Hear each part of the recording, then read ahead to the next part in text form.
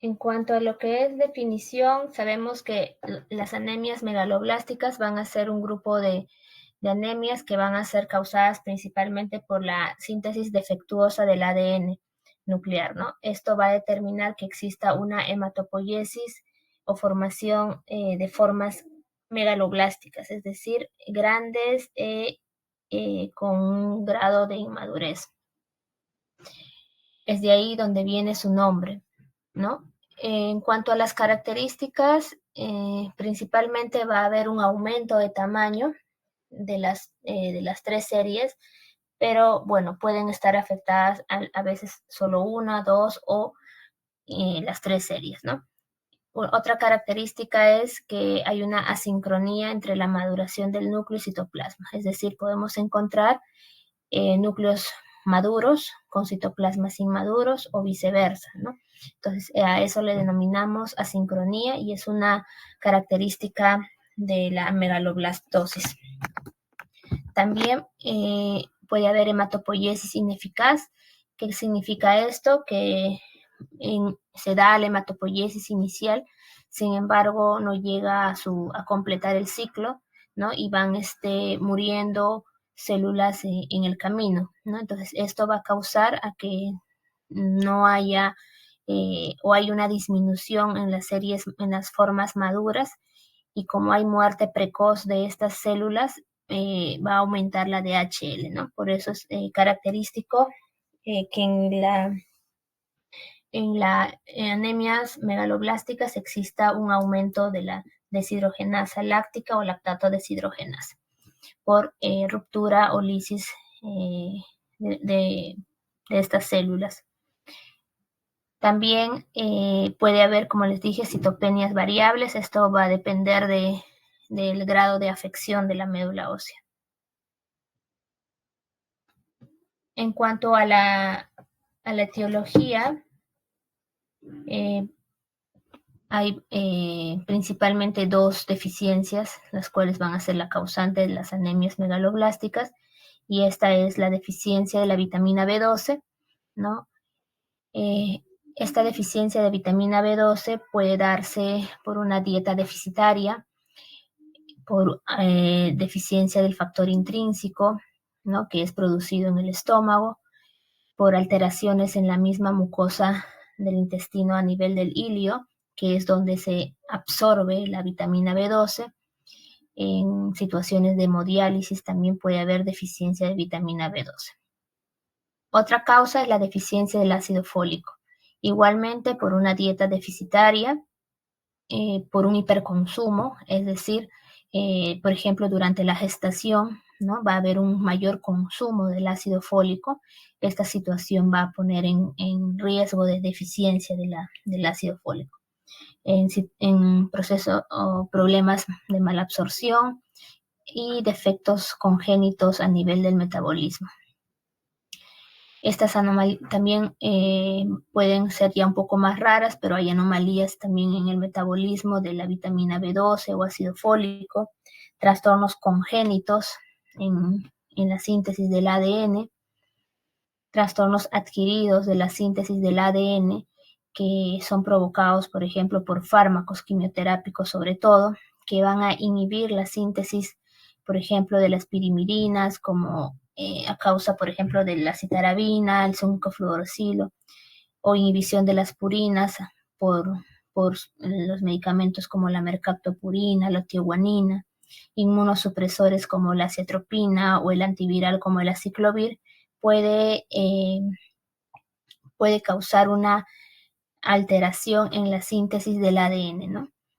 El uso de la hidroxiuria, que es usado en quimioterapias o en anemias falciformes, por ejemplo, también puede provocar esos trastornos del ADN y por consecuencia anemias megaloblásticas.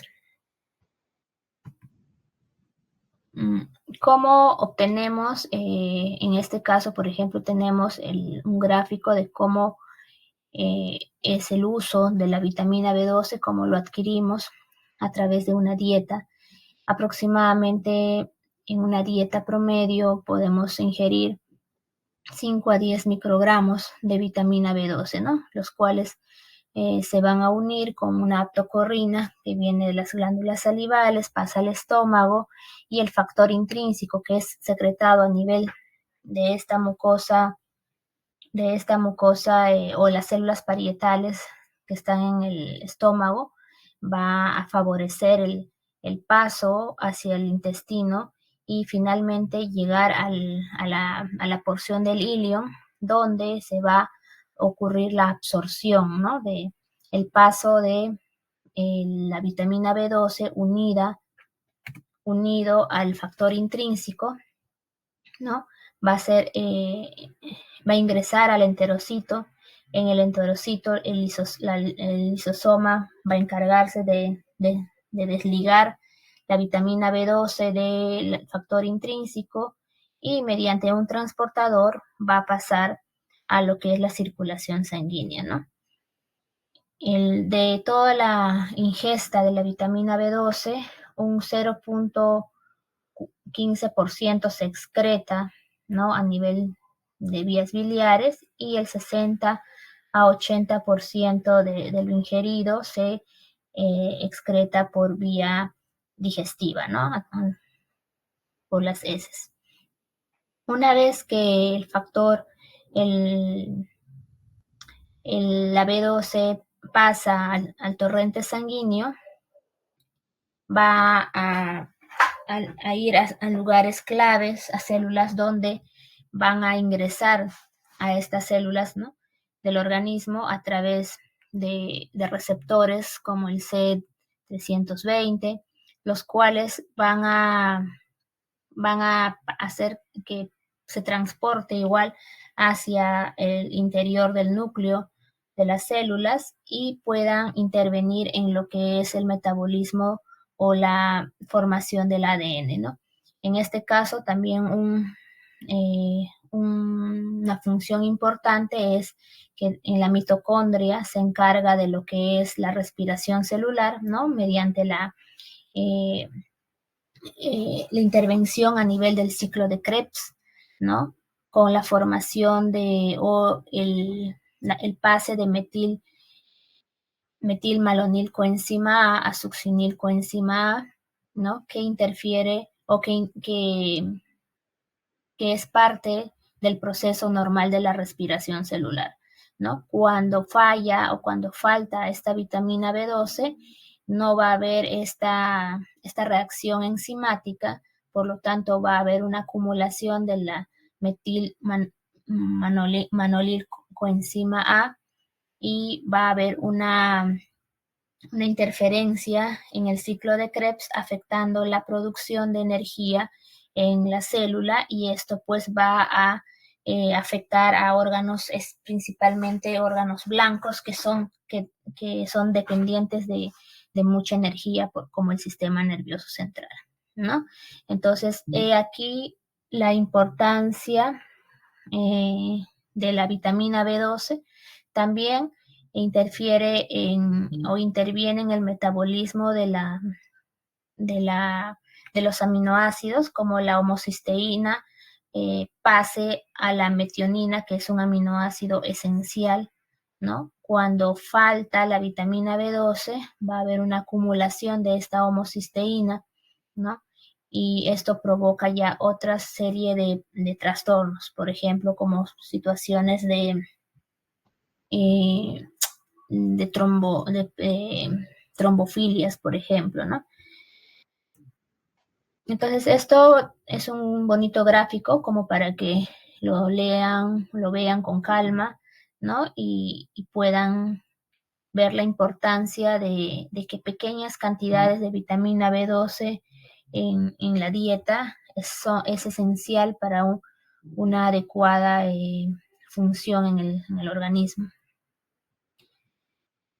Más o menos a manera informativa, para ver cuánto son los requerimientos o cuánto es el contenido de dieta promedio de una dieta normal en cuanto a la B12 y el ácido fólico, ¿no?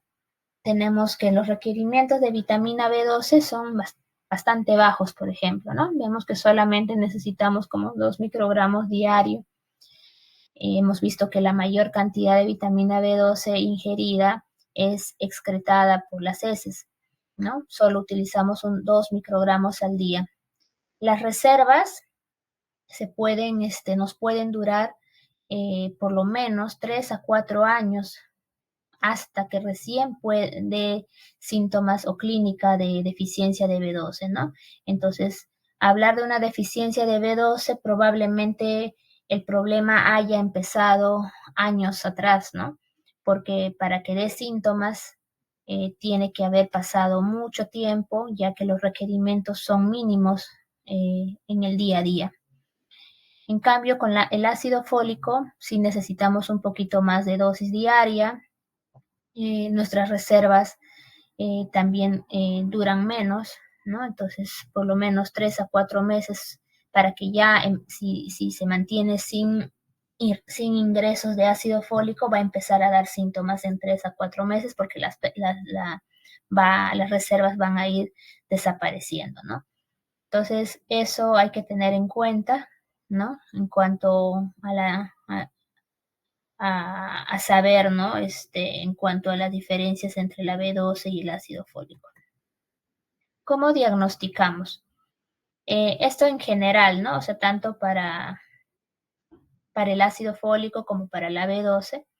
El diagnóstico de una anemia megaloblástica, primero tenemos que confirmar el carácter megaloblástico, es decir, la característica que sea pues grande, ¿no? Y como vamos a ver, por ejemplo, en el hemograma tenemos que ver anemia principalmente, pero a veces, como les expliqué, puede estar involucrado también las otras dos series. Una anemia de característica macrocítica, es decir, un volumen corpuscular medio, se habla más de 100, pero ya más de 110 es un poco más, específico, ¿no? de esta megaloblastosis. Los reticulocitos van a estar normales o a veces levemente disminuidos. ¿Por qué? Porque al no haber insumo, o no haber B12 o no haber ácido fólico, pues no se forma el ADN, por lo tanto la replicación va a estar disminuida y por lo tanto ante la anemia no hay una compensación por parte de la médula ósea porque no hay insumos para producir estos glóbulos rojos compensatorios, ¿no?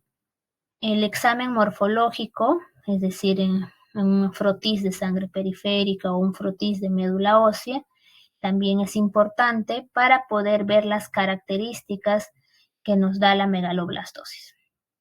Pruebas bioquímicas también como la bilirrubina, generalmente puede haber un aumento ligero de la bilirrubina a predominio indirecto. La aptoglobina, como les dije, aumenta por un secundario a la eritropoyesis ineficaz. La aptoglobina puede estar ligeramente disminuida, ¿no? Y la homocisteína va a estar aumentada, ¿no? ¿Por qué está aumentado? Porque como les expliqué, al no haber vitamina B12, no se va a poder formar, no va a poder pasar la homocisteína a metionina. Entonces, esta homocisteína se va a acumular. Y bueno, eso es en general para ambas deficiencias, pero necesitamos definir pues qué tipo de vitamina está deficiente, ¿no? Entonces tenemos que hacer dosajes de vitamina B12, de ácido fólico sérico y también el intraeritrocitario, ¿no? El intraeritrocitario, el ácido fólico intraeritrocitario, se va a mantener constante durante mucho tiempo y es un índice mucho más preciso para saber las reservas de este ácido fólico, ¿no? Entonces, podemos pedir dosaje de B12 y dosaje de fólico intraeritrocitario. Ahora, sabemos cuál es la deficiencia, sabemos que es una anemia megaloblástica y debemos o estamos obligados a saber la causa, ¿no? Muchas veces solo es por un tema de dieta, ¿no? Por ejemplo, los vegetarianos que dejan de comer mucho tiempo o muchos años carnes rojas, ¿no? Pueden conducirse a deficiencias de B12. los alcohólicos también, ¿no? Por el mismo metabolismo y también porque son desnutridos generalmente. Los alcohólicos no se alimentan bien. Algunos usos de medicamentos o tratamientos, como les mencioné, los antiquimioterápicos o los quimioterápicos, disculpen, el aciclovir, la sulfametoxazol, ¿no? Pueden interferir también en el metabolismo del ácido fólico y la vitamina B12. También es importante ver las pruebas de mala absorción, ¿no? De B12, si es de causa autoinmune. En las anemias perniciosas, por ejemplo, hay presencia de anticuerpos anticélulas parietales, antifactor intrínseco, ¿no? Que también pueden ser causas de la mala absorción de la B12. Esto se puede dosar, estos anticuerpos, y también se puede hacer uso de la endoscopía para una biopsia gástrica y ver, pues, ¿no? Si existe o coexiste una gastritis atrófica que esté involucrada en la mala absorción de la vitamina B12 principalmente. ¿Qué más acerca del diagnóstico? En la lámina periférica, generalmente lo que vamos a ver son glóbulos rojos redondos y grandes, ¿no? Entonces a eso le llamamos macrocitos. Y los granulocitos, como pueden ver acá, que son los segmentados, un neutrófilo, pero va a estar hipersegmentado, ¿no? Acá tenemos varias segmentaciones y eso es característico de una megaloblastosis, ¿ya? En la médula ósea igual vamos a ver hematopoiesis megaloblástica, es decir, células grandes, eritroblastos o precursores mieloides y megacariocíticos de gran tamaño, con asincronía entre el núcleo y citoplasma, ¿no? Como le hemos mencionado. También va a haber en la clínica la afección de tejidos que tienen principalmente una regeneración celular rápida. Por ejemplo, el tubo digestivo, ¿no? Por eso que podemos encontrar, como ven en la imagen, glositis, ¿no? Porque órganos que tienen replicación celular o regeneración celular rápida se ven involucrados por la falta de producción de ADN y por lo tanto no hay una regeneración rápida. Entonces, igual también en la médula ósea va a haber pues la falta de producción de glóbulos rojos, megas o leucocitos, ¿no? Dentro de la lámina periférica, en el frotis de la sangre periférica, podemos encontrar algunos cambios característicos, ¿no? Singulares en los glóbulos rojos. Por ejemplo, aquí tenemos los anillos de Cabot, ¿no? Los puntos basófilos, ¿no? Como ven acá, este punteado basófilo. Como ya les mencioné, la hipersegmentación de neutrófilos, hematíes en lágrima o dacriocitos, macrocitos, o sea, células redondas y grandes, macrovalocitos un poco ovalados, y los cuerpos de Howell-Holly, ¿no? Que son siempre precipitaciones de restos nucleares, ¿no? Que pueden haber. Entonces, cuando vemos una lámina periférica y vemos estas situaciones, vemos estas formas, podemos inclinarnos hacia la anemia megaloblástica. Entonces, a manera de resumen, ¿no?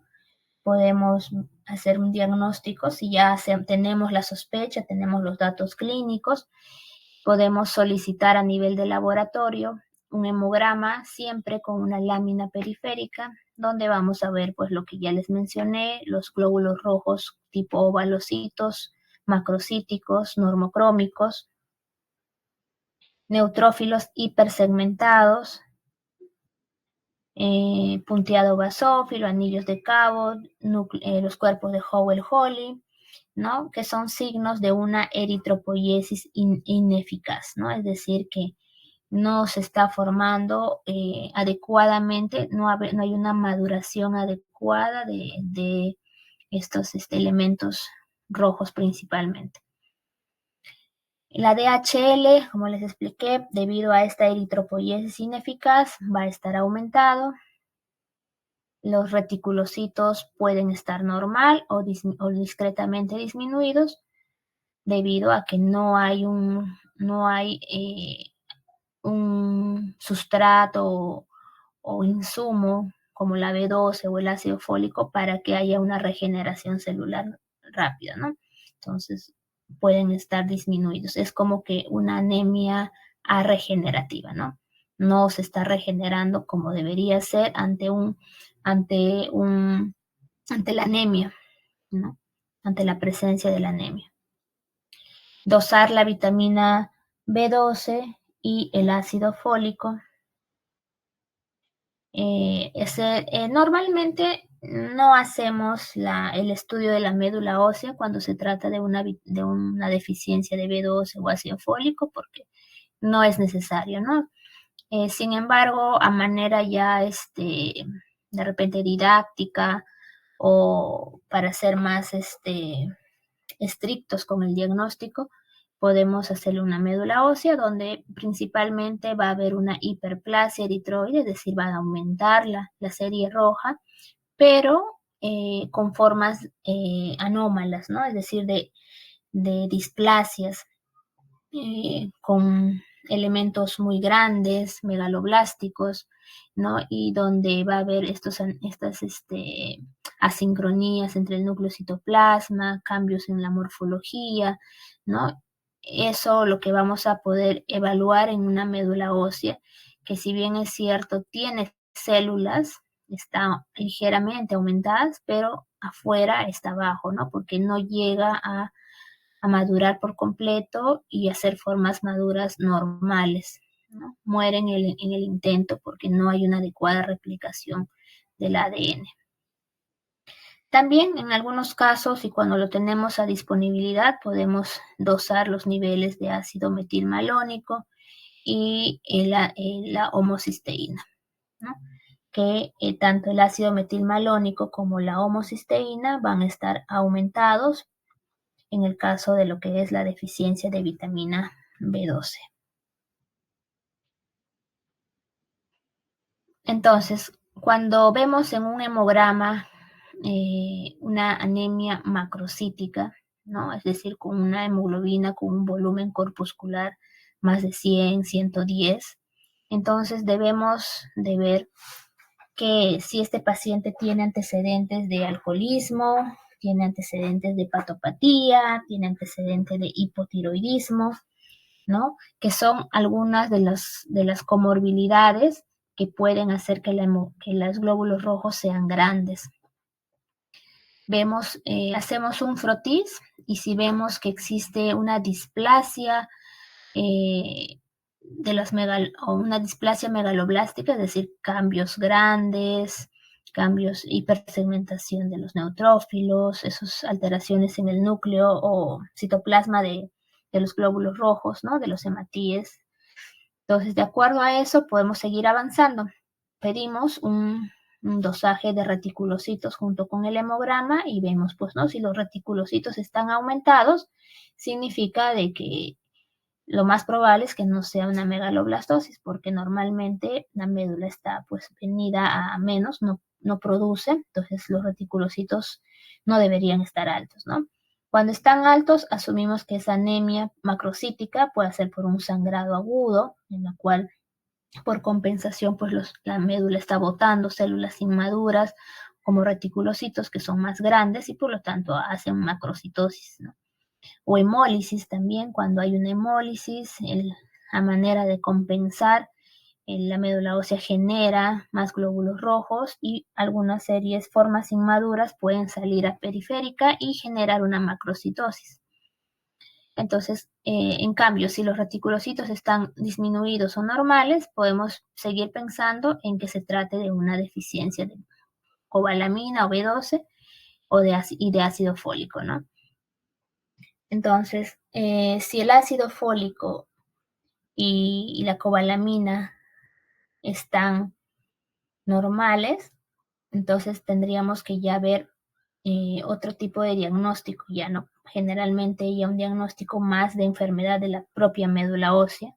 Para eso podemos hacer un aspirado de médula ósea con un frotis, pues, ¿no?, de sangre medular, más una biopsia para poder descartar o diagnosticar síndromes mielodisplásicos que cursan también con macrocitosis, ¿no? Si la cobalamina y o el ácido fólico están disminuidos, entonces podemos dosar, por ejemplo, el ácido metilmalónico o la homocisteína, que van a estar aumentadas, ¿no?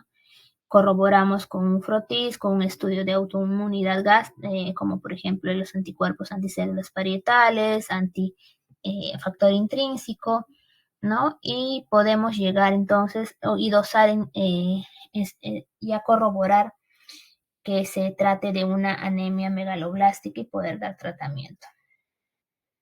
Entonces, en relación a la deficiencia de la vitamina B12, existen ya causas, como les expliqué, de dietéticas, ¿no? En caso de los vegetarianos estrictos, pacientes gastrectomizados que se han hecho la cirugía bariátrica, por ejemplo, pacientes que han tenido NM gástrico y se han tenido que quitarse el estómago, gastritis autoinmune con atrofia gástrica, que no hay producción de las células parietales. Entonces, esa puede hacernos sospechar de una deficiencia o poder también ya asumir que en el tiempo van a padecer de deficiencia de B12, ¿no?, estos pacientes. En la clínica hay una triada clásica que es una palidez flavínica, se le llama así. Hay glositis, la lengua, vemos una lengua depapilada, roja, ¿no?, que es característico de la anemia megaloblástica. Parestesias, que es la forma más habitual cuando hay deficiencia de B12, pero no es constante y tampoco es en grado proporcional a la anemia, ¿no? En el caso de la deficiencia B12 hay alteraciones neurológicas por una desmielinización discontinua, difusa y progresiva de los cordones dorsales y laterales de la médula espinal y la corteza cerebral. Como les dije, las alteraciones neurológicas o la implicación en del sistema nervioso no se correlaciona proporcionalmente con el grado de anemia, ¿ya? Entonces, a veces el paciente puede presentarse solo con manifestaciones neurológicas, psiquiátricas inclusive, y no tener tanto grado de severidad de anemia, ¿no? Y en el fondo se trata básicamente de una deficiencia de B12. Entonces hay que tener presente este dato, ¿ya? Los requerimientos mínimos diarios van a oscilar más o menos los 2 microgramos por día, ¿no? Es un requerimiento bastante bajo. El tratamiento es con cianocobalamina o hidroxicobalamina parenteral, ¿no? Intramuscular o endovenoso en algunos casos, ¿no? ¿Esto por qué?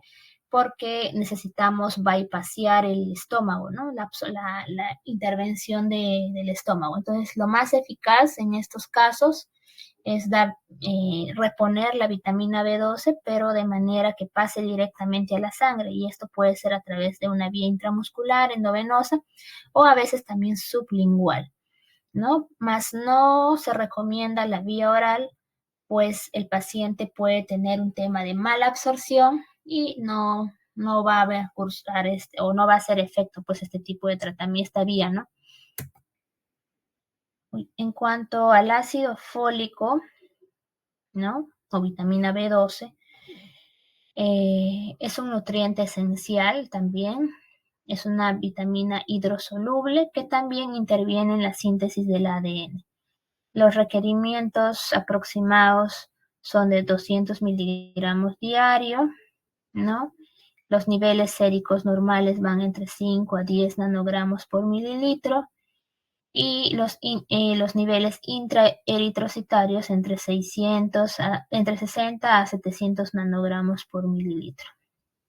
Esto tiene dos efectos, los folatos, principalmente a nivel de cofactor para enzimas que sintetizan ADN y ARN, que son necesarios para convertir la homocisteína a metionina, ¿no? Entonces, en el caso del ácido fólico, la deficiencia del ácido fólico también puede provocar el aumento de la homocisteína, ¿no?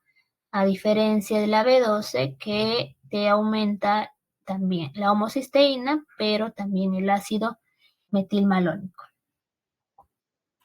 El ácido fólico se obtiene de los alimentos ricos en poliglutamatos, que son principalmente de origen vegetal verde, frutas cítricas y en menor cantidad en nivel de riñones e hígados, ¿no? Hígado.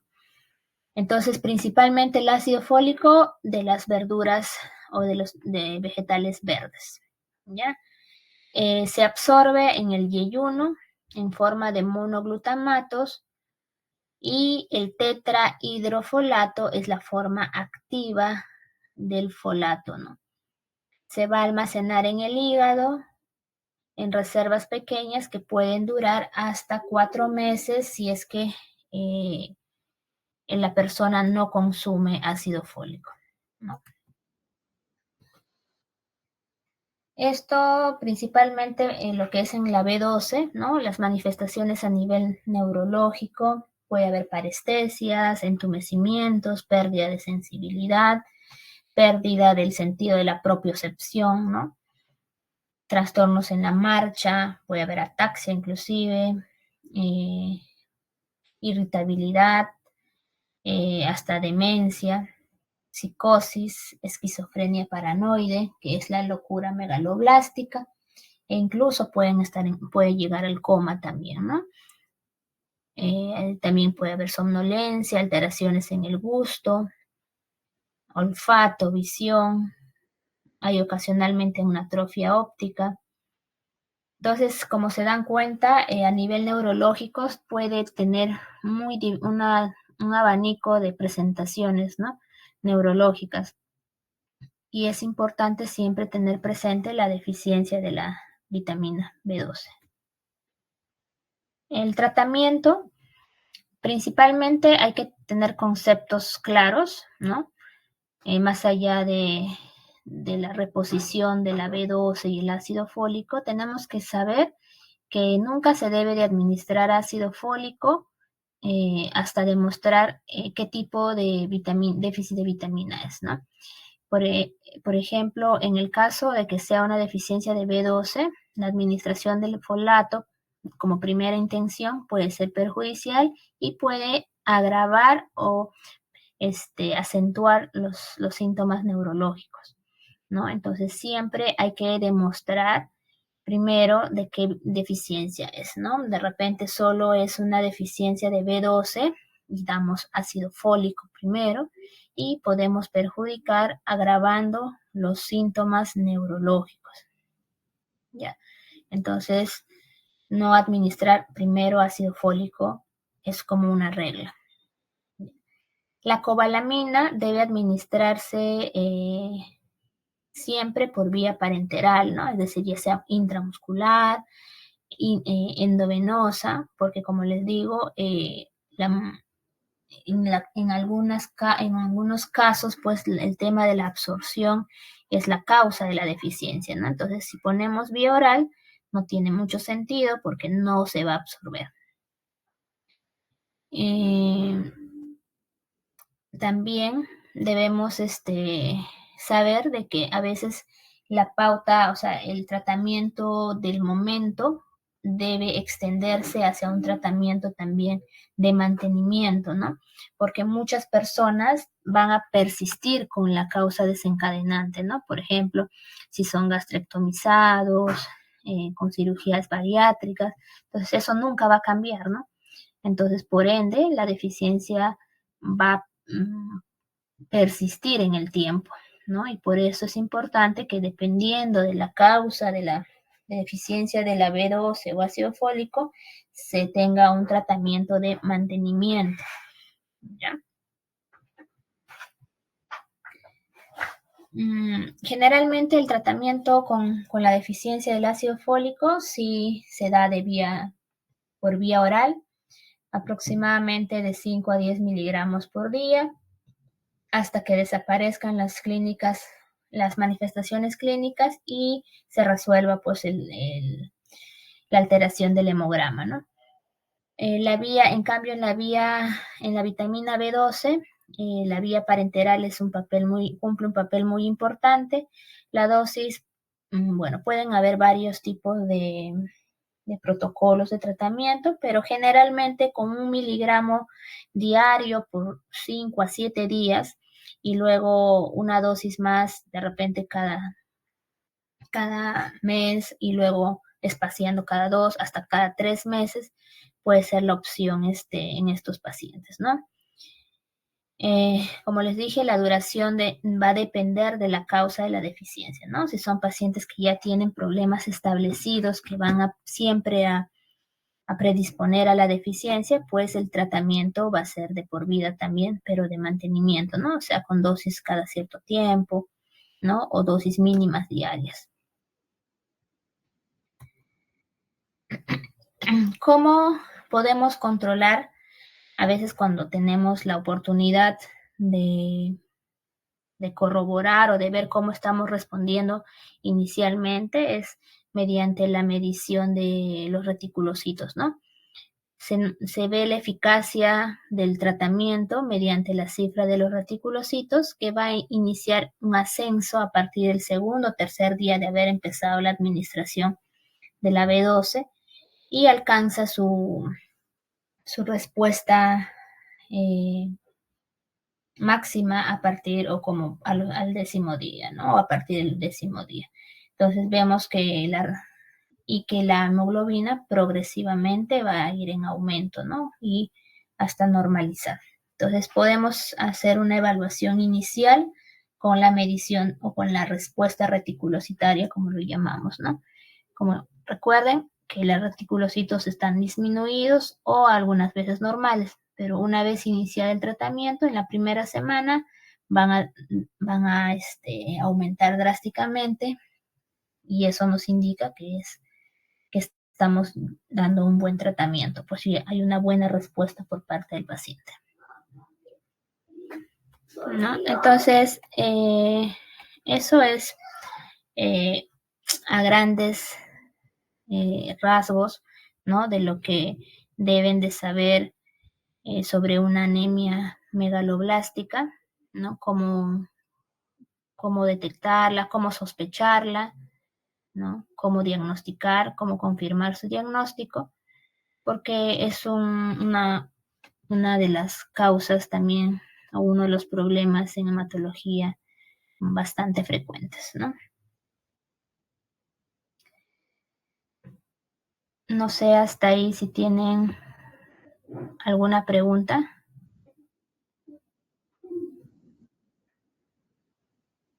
Todo claro, doctora.